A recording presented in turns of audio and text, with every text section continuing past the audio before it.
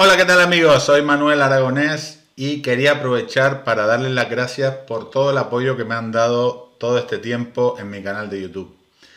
Bueno, quería decirles que acabo de crear una empresa de desarrollo de aplicaciones y de asesoría y quería compartirlo con ustedes porque además tengo una necesidad que creo que ustedes podrían ayudarme.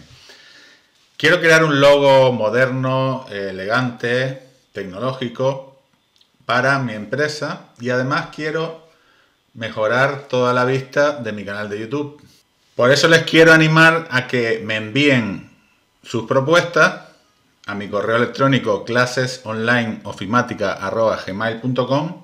La persona que mande el logo que más me guste y que más se acerque a lo que yo necesito, pues lo mostraremos en el próximo vídeo con su consentimiento y además, y si llegamos a un acuerdo, pues será el logotipo de mi empresa. Y además, pues vídeo, nombraremos a la persona y eso puede ser una forma de promoción para ella o para esta persona. Y además, por otro lado, tendríamos que llegar a un acuerdo para que luego me haga también todos los diseños de mi canal de YouTube.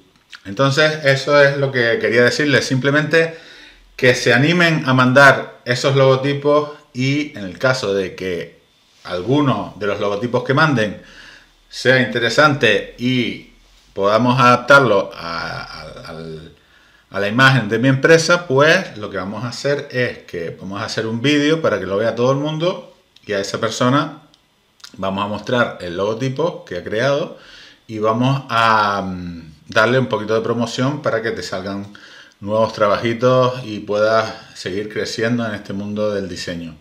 Pues nada, sin más, ya saben, solo tienen que crear un logotipo que sea moderno, bonito, atractivo, con colores, tecnológicos, y espero sus propuestas y en el caso de que hagan algo que merezca la pena, pues llegaríamos a un acuerdo.